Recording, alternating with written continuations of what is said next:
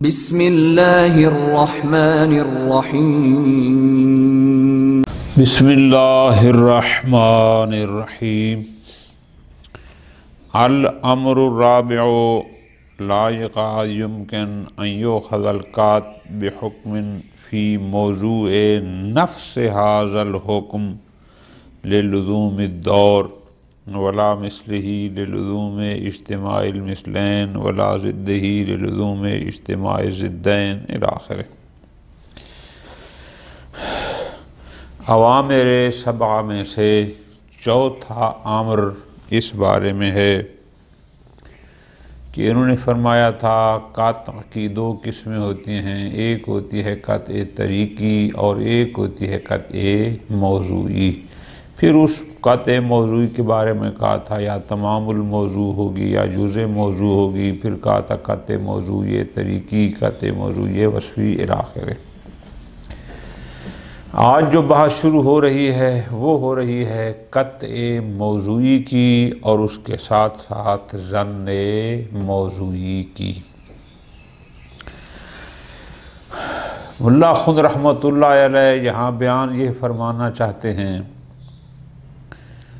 کہ قطع کو چار طریقے پر، چار لحاظ سے دخیل فی موضوع الحکم قرار دیا جا سکتا ہے۔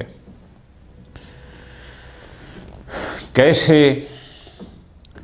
کہ ایک جگہ پر قاطع دخیل فی الموضوع ہو، لیکن بئی معنی کہ اس حکم کی قاطع یہ موضوع بنے کسی اور حکم کا، یعنی کسی اور حکم کے موضوع میں دخیل ہو۔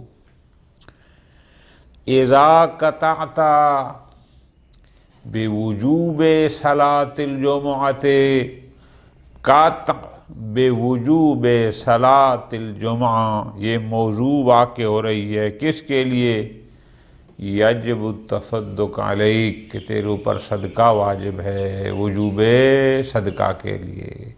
اب یہ قطع بوجوب الصلاۃ خود وجوب صلاۃ کے لیے نہیں بلکہ کسی اور حکم کے موضوع میں دخیل واقع ہو رہی ہے، یعنی وجوب صدقہ کے موضوع میں یہ دخیل ہے۔ کبھی ہوتا ہے ایسا، اس کی بحث گزر گئی کہ یہ قطع موضوعی کہلاتی ہے۔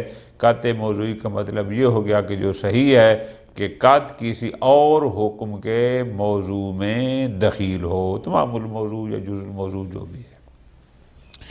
تین قسمیں اور ہیں جن کی طرف دو سطروں میں اشارہ فرما دیا، وہ یہ ہے کہ قاطع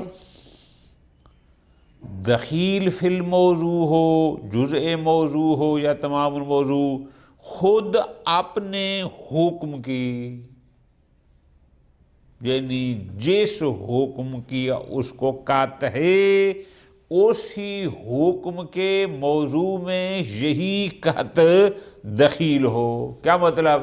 یعنی یوں فرمائے مولا اذا قطعت بوجوب صلاۃ الجمعۃ فیجب یا فتجب علیک صلاۃ الجمعہ، کہ اگر تمہیں وجوب صلاۃ جمعہ کی قطع حاصل ہو گئی ہے، علم حاصل ہو گیا ہے، تو بس تیرے اوپر اب یہ صلاۃ الجمعہ واجب ہے، یعنی قطع اپنے ہی اس حکم کے موضوع میں دخیل ہو۔ یہ دوسری قسم فرماتے ہیں یہ جائز نہیں ہے۔ کیوں؟ للزوم الدور، اس سے دور لازم آتا ہے۔ وہ کیسے؟ فرماتے ہیں اس لیے کہ قاطع موقوف ہوگی وجوب صلاۃ جمعہ پر اور وجوب صلاۃ جمعہ موقوف ہو جائے گا خود قاطع پر، تو توقف الشیء علی نفسہ ہی لازم آتا ہے، اور یہ درست نہیں کہ وجوب صلاۃ موضوع بھی ہو اور وجوب صلاۃ حکم بھی ہو۔ ٹھیک ہے جی، خوب۔ اسی طرح قاطع بوجوب الصلاۃ حکم بھی ہو اور موضوع بھی ہو، یہ درست نہیں۔ تیسری قسم کہ قاطع دخیل ہو موضوع حکم میں، لیکن کس کے؟ اسی قسم کے حکم کے موضوع میں جس حکم کا اسے قاطع ہے۔ کیا مطلب؟ اذا قطعت بوجوب صلاۃ الجمعۃ فتجب علیک صلاۃ الجمعۃ بذلک الوجوب، یعنی کیا کہ جب تمہیں وجوب صلاۃ جمعہ کا علم ہو، قاطع ہو، تو پس اسی وجہ پر وہ جمعہ تیرے اوپر واجب ہو جائے گا۔ یہ بھی صحیح نہیں ہے، کیوں؟ چونکہ اس سے اجتماع مثلین لازم آ رہا ہے کہ پہلے اس کو علم تھا وجوب صلاۃ جمعہ کا، اور وہی علم موضوع بن گیا ایک اور حکم کا۔ وہ حکم کیا تھا؟ وہ حکم بھی وہی وجوب صلاۃ جمعہ کا تھا۔ تو یہ ہو گیا کہ اسی جیسے ایک حکم کے موضوع میں دخیل ہو جس حکم کا اس کو یہاں پر قطع ہے۔ چوتھی قسم کہ قاطع دخیل فی الموضوع ہو، کیسے؟ جس حکم کا اسے قاطع ہے اس کے ضد کے حکم میں۔ وہ کیسے؟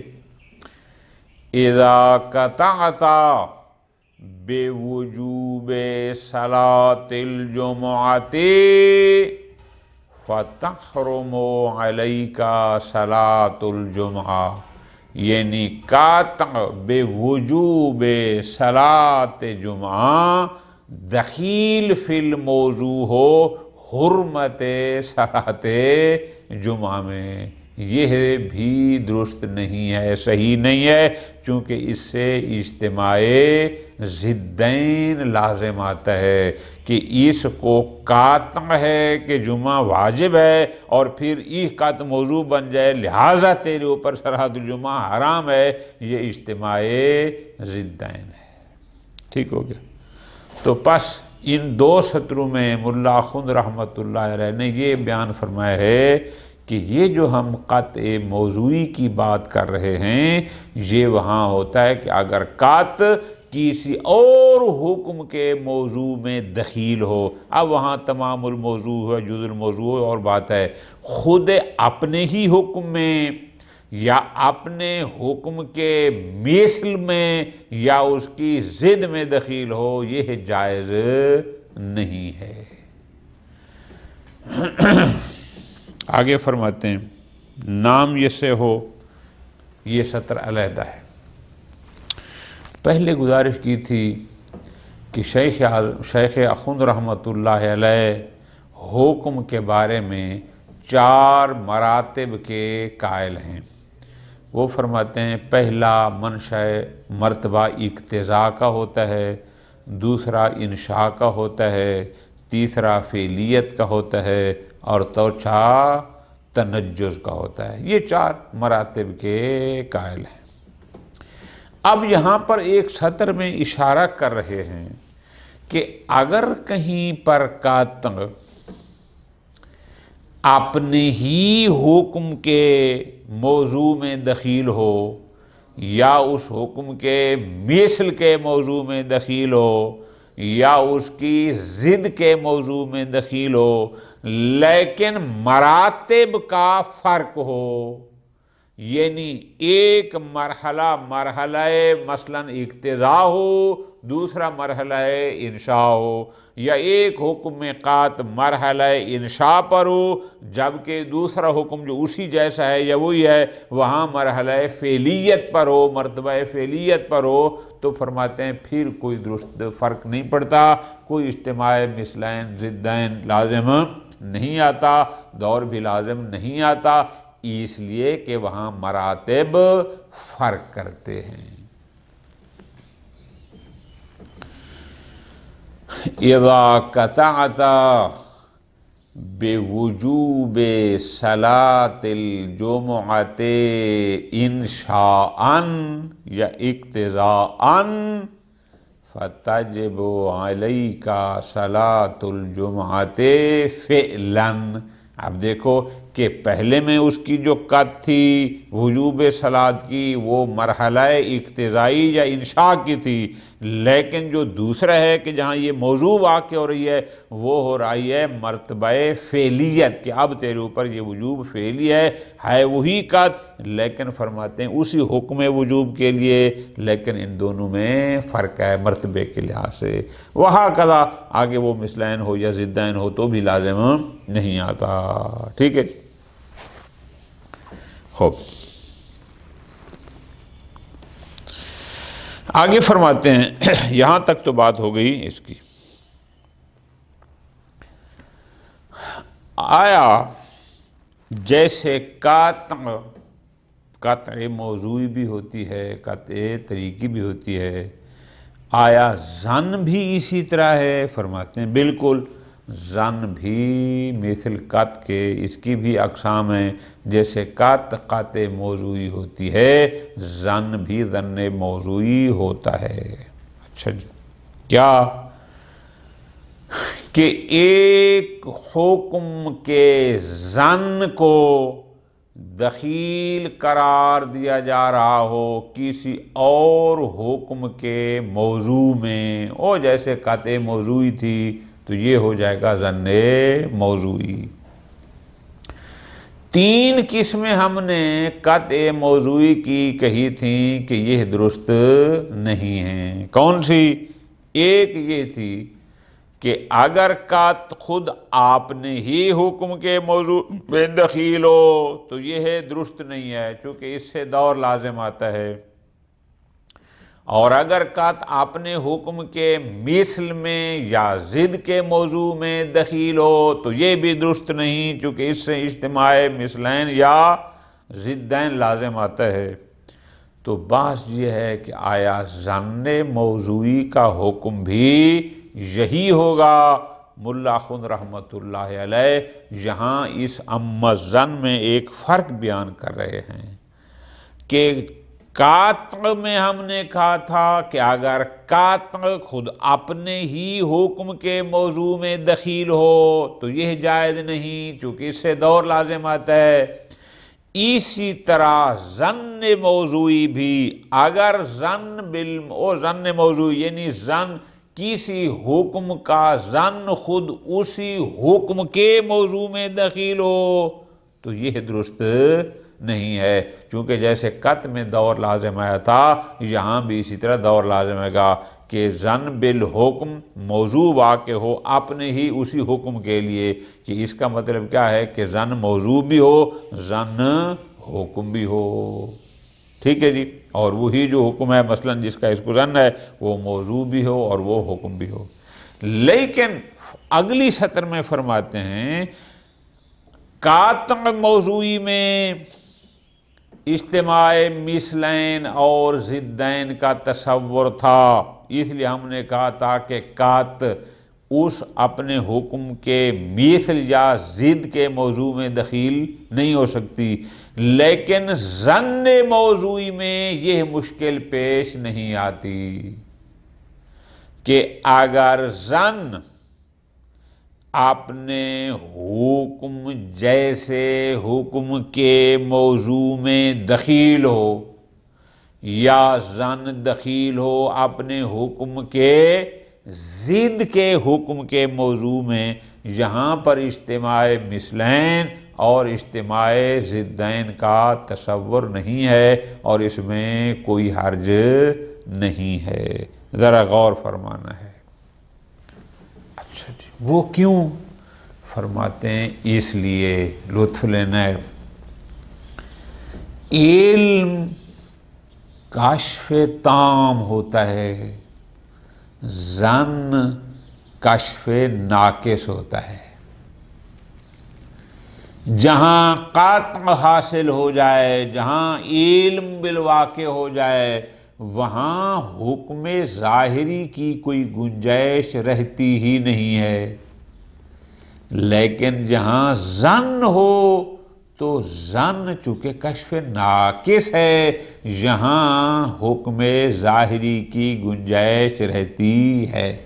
مجھے فلاں چیز کا ظن ہے، ذرا غور کرنا، جب ظن ہے تو اس کا مطلب ہے کہ یہاں ممکن ہے ایک حکم ظاہری کی، مجھے تو اس کا ظن ہے کہ ایسا ہے، لیکن ممکن ہے کوئی اصل یا امارہ میرے لیے کسی اور چیز کو حکم ظاہری قرار دے رہی ہو۔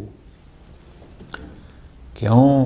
فرماتے ہیں اس لیے کہ مجھے ظن ہے کہ اس کا حکم واقعی یہ ہے، لیکن چونکہ ظن ہے حکم واقعی کا، تو ممکن ہے کوئی اصل اور امارہ آ جائے جو میرے لیے حکم ظاہری کو تشکیل دے کہ تیرا حکم ظاہری یہ ہے۔ انشاءاللہ ہم نے آگے پڑھنا ہے، پڑھ بھی چکے ہیں کہ حکم واقعی اور ظاہری میں کوئی تنافی نہیں ہے، کوئی تضاد ہو سکتا ہے، ایک شے کا حکم واقعی کوئی اور ہو اور حکم ظاہری کوئی اور ہو۔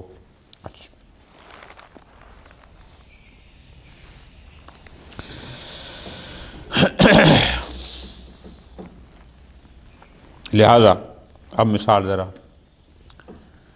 اذا ظننت بوجوب صلاة الجمعة واقعا فتجب عليك صلاة الجمعة ظاہرا، کہ اگر تمہیں ظن ہے کہ صلاۃ جمعہ واقع میں واجب ہے، اس کا ظن ہے، تو ممکن ہے مولا یہ کہے کہ تیرے اوپر یہ صلاۃ جمعہ واجب ہے ظاہراً، وہ حکم ظاہری، وہاں بھی وجوب صلاۃ، یہاں بھی وجوب صلاۃ، اگرچہ حکم مثل ہے لیکن اجتماع مثلین لازم نہیں آتا، وہاں ظن بالواقع تھا، گنجائش تھی کہ اس کے لیے چونکہ ظن تھا، کشف ناقص تھا، گنجائش تھی کہ اس کے لیے کوئی حکم ظاہری وضع کر دیا جائے، بالاصل بالامارہ، اس میں کوئی فرق نہیں پڑتا۔ اسی طرح فرماتے ہیں ظن موضوعی میں اجتماع ضدین کا تصور بھی یہاں پر نہیں ہے، کہ ممکن ہے مولا یہ فرما دے کیا، اذا ظننت بوجوب الصلاۃ واقعا تحرم علیک صلاۃ الجمعۃ ظاہرا، اس میں کوئی اجتماع ضدین نہیں ہے۔ کیوں؟ چونکہ بار بار وہی کہہ رہے ہیں ظن کشف تا ناقص ہے، تام تو وہاں پر گنجائش ہوتی ہے کہ اس کے لیے کسی حکم ظاہری کو، کہ اگر تمہیں ظن ہے کہ یہ نماز جمعہ واقع میں واجب ہو تو اصل یا امارہ کو مولا قرار دے دے، جو کہے کہ ظاہراً حکم ظاہری یہ ہے کہ یہ حرام ہے، اس لیے لعدم التنافی بین الواقعی والظاہری۔ ٹھیک ہے جی، خوب۔ اسی طرح فرماتے ہیں مراتب کے لحاظ سے، کہ اگر تو یہ سمجھتا ہے کہ اذا ظننت بوجوب صلاۃ الجمعۃ انشاءً فتجب علیک صلاۃ الجمعۃ فعلاً، یا فتحرم علیک صلاۃ الجمعۃ فعلاً، اس لیے کہ یہاں مراتب میں فرق ہے، کہ وہاں ظن جس حکم کا ہے وجوب کا وہ مرحلہ انشاء یا اقتضاء ہے، اور یہاں جو دخیل فی موضوع ہو رہا ہے وہ حکم فعلی کا ہے، لہذا مراتب میں اختلاف ہے، پس اجتماع مثلین یا اجتماع ضدین لازم نہیں آتا۔ خوب،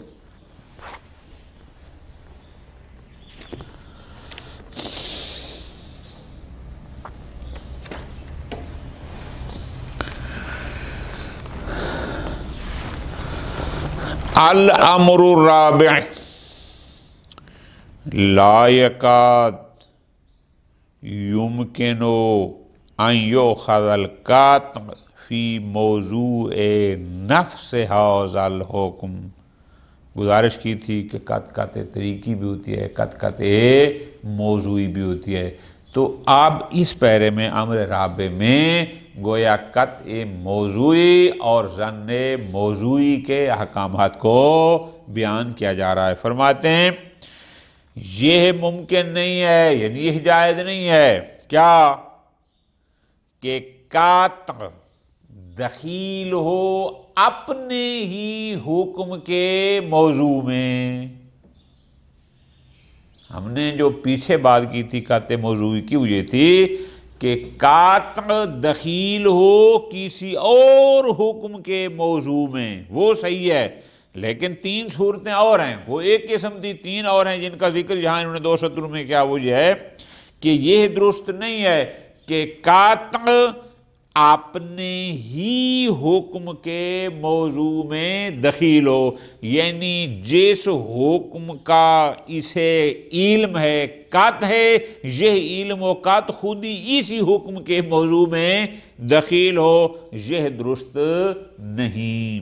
کیوں؟ لِلُزُومِ الدَّوْرِ، اس لیے کہ اس پر دور لازم آتا ہے۔ کیا؟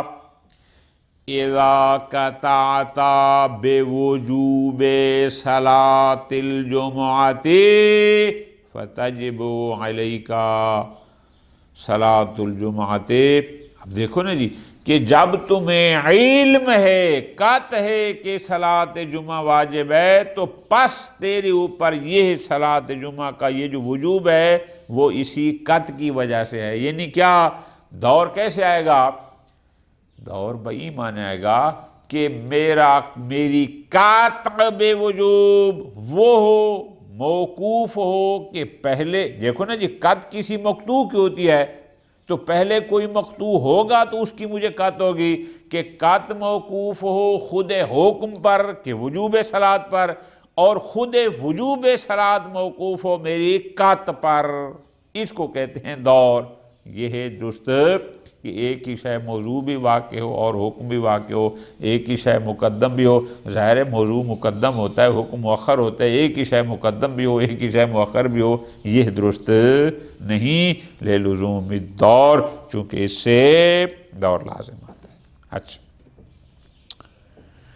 وَلَا مِثْلُهُ لِلُزُومِ اجتماع الْمِثْلَيْنِ وَلَا ضِدِّهِ لِلُزُومِ اجتماع ضِدَّيْنِ۔ اسی طرح فرماتے ہیں قطع کو آپ نے حکم کے مثل کے حکم میں کے موضوع میں دخیل قرار دینا، یا قطع کو آپ نے حکم کے ضد کے حکم کے موضوع میں دخیل قرار دینا، یہ بھی درست نہیں۔ کیوں؟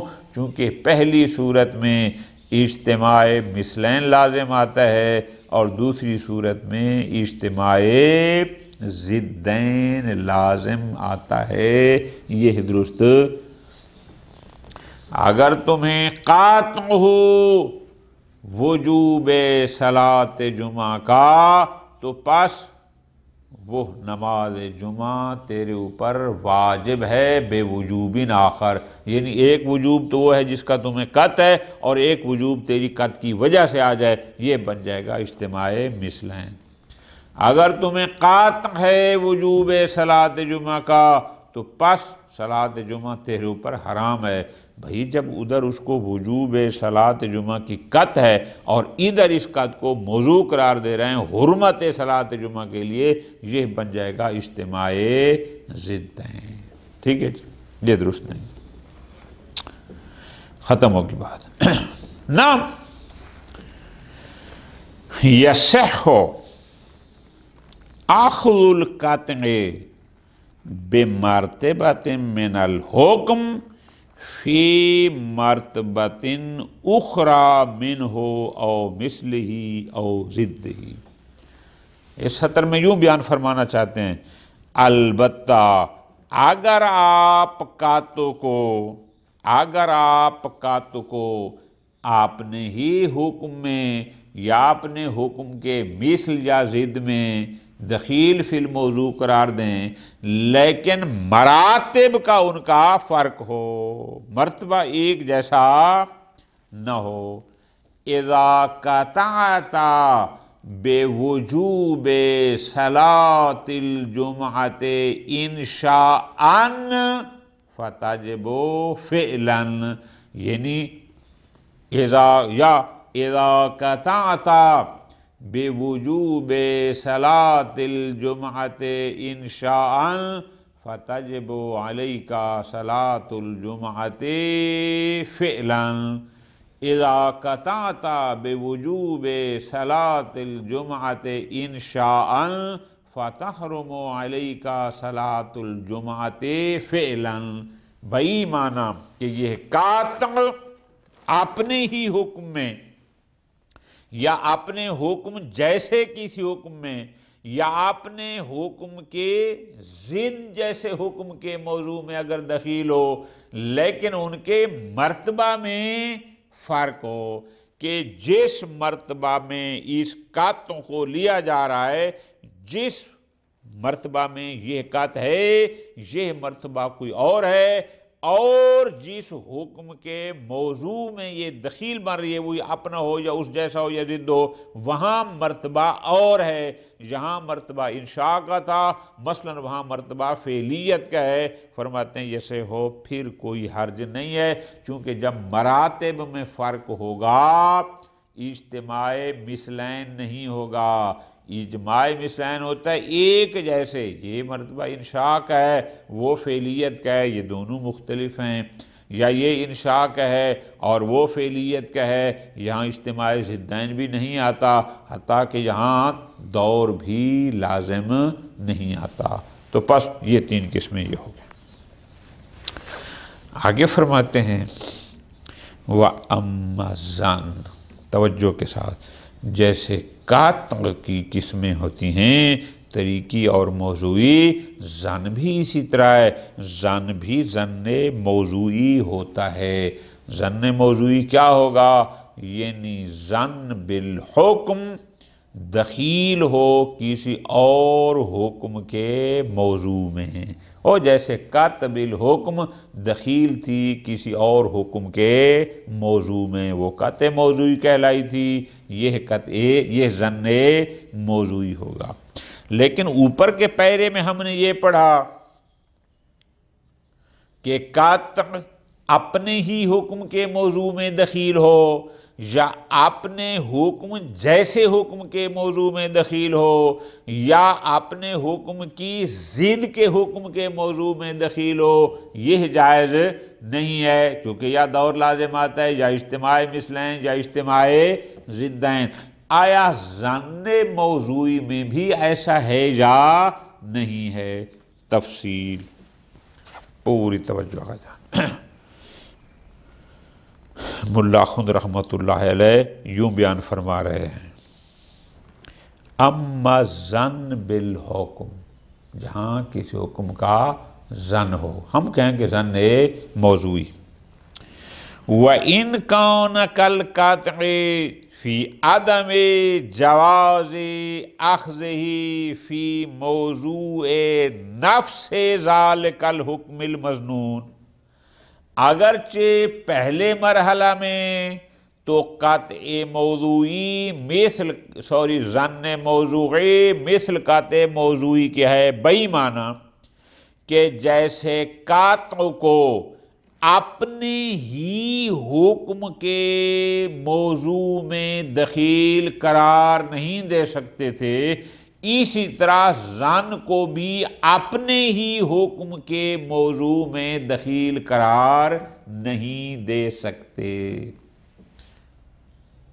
اس میں دونوں برابر ہیں کہ جیسے قطع اپنے ہی حکم مقطوع کے موضوع میں دخیل نہیں ہو سکتے چونکہ دور لازم آتا ہے، اسی طرح یہ ظن بھی اپنے حکم مظنون کے موضوع میں دخیل قرار نہیں پا سکتا، اس لیے کہ اس سے بھی دور لازم آتا ہے۔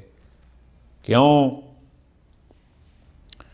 کہ ایک حکم کا ظن دخیل ہو اسی حکم مظنون کے موضوع میں تو لازم آئے گا کہ یہ ظن موقوف ہو اس حکم مظنون پر، اور حکم تب ہوگا کہ جب اس کا ظن ہوگا، پھر وہی بات آئے گی کہ یہ ظن اور حکم مظنون ایک دوسرے پر موقوف ہوں گے کہ وہی ظن موضوع بھی ہو اور وہی حکم بھی ہو الی آخر، یہ درست نہیں۔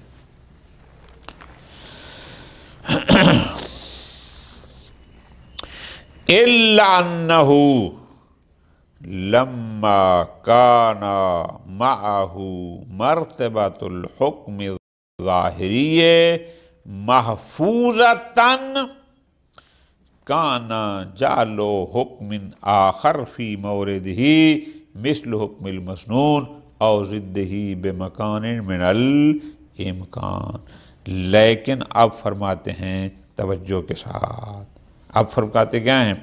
فرماتے ہیں لیکن اگر وہاں حکم ظاہری کی گنجائش موجود ہو، ذرا لطف لینا ہے، وہ کیسے؟ کہ تمہیں ظن ہے کہ یہ حکم واقعی ہے لیکن اس کا ظن ہے، تو میں نے پہلے گزارش کی ہے، پوری توجہ کرنا، ظن کشف ناقص ہوتا ہے، کشف تام نہیں ہوتا، جبکہ قطع کشف تام ہوتی ہے۔ جہاں علم بالحکم الواقعی ہو جائے وہاں حکم ظاہری کی گنجائش باقی نہیں رہتی، لیکن اگر ظن بالحکم الواقعی ہو جائے تو وہاں حکم ظاہری کی گنجائش ہوتی ہے۔ اب ذرا لطف لینا ہے، تو پس اگر ہم کہتے ہیں کہ ہمیں ظن ہے حکم کا، تو یہ ہے ظن، لطف لینے گا، یہ ہے ظن، عبارت بہت کم ہے مطلب زیادہ ہے، یہ ہے ظن بالحکم، اپنے ہی حکم مظنون کے موضوع میں تو دخیل واقع نہیں ہو سکتا، لیکن ظن بالحکم اس حکم جیسے حکم کے موضوع میں دخیل ہو سکتا ہے، اس حکم کے ضد کے حکم کے موضوع میں بھی دخیل ہو سکتا ہے اگر مرتبہ مختلف ہو، کہ جہاں تمہیں ظن بالحکم ہے مثلاً واقع انشان، اور وہاں دوسرا حکم جو ہے وہ حکم فعلی ہو، اس میں بڑا فرق ہے، ذرا غور کرو۔ الا انہ لما کان معہ مرتبۃ الحکم ظاہری محفوظہ، لیکن اگر ہمیں کسی حکم کا ظن ہو، لطف لینا گا، ظن ہوتا ہے کشف ناقص، کشف تام نہیں ہوتا، جب کشف ناقص ہے تو اس کے ساتھ حکم ظاہری کی گنجائش ابھی رہتی ہے کہ ہمیں تو اس حکم کا ظن ہے لیکن ممکن ہے حکم ظاہری کوئی اور ہو۔ کانا جعلو حکم آخر فی موردہ، اب جس مورد کا تمہیں ظن ہے وجوب کا، اب اسی مورد میں ایک اور حکم آ جائے جو اس حکم مظنون جیسا ہے یا اس حکم مظنون کی ضد ہے، تو یہ ممکن ہے۔ کیوں؟